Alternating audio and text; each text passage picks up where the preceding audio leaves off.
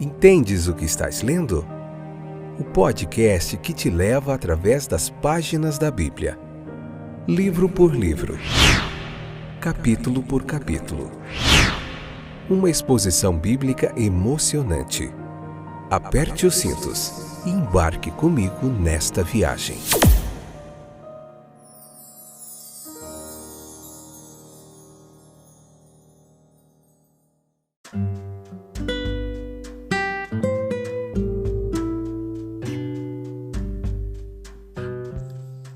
Olá, aqui é o Fábio, estou de volta para mais um episódio do nosso podcast Entendes o que estás lendo? Olá, como vai você? Espero que esteja tudo bem com você, companheiros e companheiras aí de viagem através das páginas da Bíblia. Hoje nós vamos conversar um pouquinho sobre Gênesis 18, a parte 1, depois nós vamos concluir com a parte 2, beleza? Tem bastante coisa legal para a gente aprender aqui nesse capítulo também. Então, nesse capítulo 18, nós vemos mais uma teofania, né? Uma manifestação divina, perto de um bosque ali, perto de Manre, né? Então, aqui nós vemos nesse capítulo a visita divina ao patriarca, né? Como uma prova notável da bondade de Deus. Nós notamos aqui também como as visitas de Deus aos seus servos, elas acontecem de uma forma graciosa e majestosa. Esse capítulo é como uma festa que acontece entre Abraão e o Deus Todo-Poderoso, na representação daqueles 3 homens de aparência celestial que o visitaram ali. Nós vemos Deus predisposto a um relacionamento com Abraão e com a sua respectiva descendência, separando para ser seu povo peculiar, separado, né, dentre todas as nações da terra. Houve uma mensagem divina direcionada diretamente para o patriarca, para Abraão. Vemos que o Senhor, ele apareceu a ele, versículo 1, né? E Abraão, ele está num plano de vida espiritual diferente daqueles que estão à volta dele. Ele está se esforçando para fazer a sua parte e cumprir o mandamento de Deus dado a ele no capítulo 17. Ande diante de mim e seja perfeito. As aparições e comunicações aqui, elas se tornam mais frequentes e mais completas, né? A concentração do pensamento de um cristão em uma crise particular, seu lugar na porta da tenda, olhando para as planícies, representando a sua atitude mental, enquanto ele se concentrava nas promessas de Deus e olhava para o futuro. Houve aqui uma coincidência entre a conjuntura na história das cidades vizinhas e a crise na história do próprio Abraão.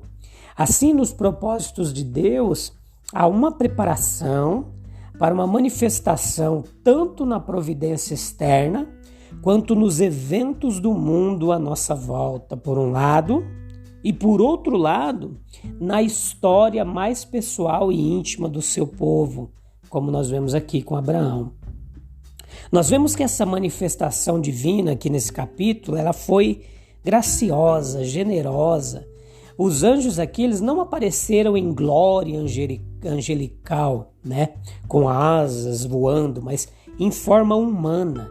Eles vieram como convidados e na fragrante atmosfera de uma hospitalidade cordial de Abraão. Eles imediatamente aumentaram a confiança e levaram a mente a esperar uma comunicação mais elevada. Então, a atividade doméstica de Abraão e Sara em favor dos 3 visitantes ali preparando o alimento, embora acalmasse e fortalecesse, também deu tempo para reflexão e observação dos sinais de oportunidade que se aproximava naquele relacionamento ali. Então houve desde o início um apelo à fé, um sentimento de reverência do patriarca. Ele fica expresso na maneira como eles se aproximaram de sua tenda. Existe aqui uma grande coincidência com a obra do Espírito Santo na mente, no coração e na vida do cristão. e na concessão de oportunidades externas para as manifestações divinas. Houve a comunicação da promessa divina feita em uma conexão imediata com os fatos da vida humana ali, da vida de Abraão. Vemos uma grande prova de fé, né? Uma grande prova da fé, que não é só um apelo para aceitar a palavra de Deus em seu aspecto mais amplo, como sua verdade, mas também estendendo para a aplicação dela na nossa vida diária. Nós podemos acreditar que a promessa será cumprida, mas podemos também não levar isso a sério. Sara terá um filho. Essa foi a mensagem. A força aperfeiçoada na fraqueza. O divino na revelação das Escrituras não subjuga e nem absorve o ser humano. O humano, ele é elevado ao divino e glorificado. Tomando a narrativa como um todo, ela pode ser tratada de 3 formas diferentes. Primeira, historicamente, uma vez que ela ocupa um lugar na história de um homem, Abraão, e no desenvolvimento progressivo da revelação de Deus através da sua descendência. Segundo, moralmente, sugerindo lições de paciência, de reverência, de humildade, de verdade e de fé. A terceira forma que essa narrativa pode ser tomada é espiritualmente, apontando para o Messias, sugerindo a encarnação, a expiação, os ofícios proféticos, sacerdotais e reais do Redentor prometido, Jesus Cristo. Vemos a liberdade e simplicidade da comunhão de Deus com o homem. Abraão oferecendo uma refeição diante de Deus e Deus aceitando-a, unindo-se ao homem em sua participação, elevando ao que é celestial por sua presença manifesta. Sara, ela riu dentro de si mesma, né? Então, a existência de uma dificuldade entre uma promessa divina e a esfera de seu cumprimento é uma grande tentação para a descrença, para a dúvida e para a incredulidade. Uma predisposição para medir a realidade e a certeza de Deus, do divino, por um padrão humano ou terreno, certamente nos levará à irreverência e à dúvida pecaminosa. Note que pode haver uma operação interior e oculta que nós não vemos, mas que é conhecida por Deus. Embora não seja expressa exteriormente, o que ainda é um insulto para Ele e uma injúria para nós. Então a raiz da incredulidade, ela está na base da nossa alma. Sara, ela riu porque ela não estava preparada para receber a graciosa promessa. Ela estava com medo de seus próprios pensamentos e limitações, de sua idade, por exemplo. E ela então desonra a suficiência e o amor de Deus. Ela negou dizendo, eu não ri. Haveria alguma coisa difícil para o Senhor? Isso é o que ela escuta, né?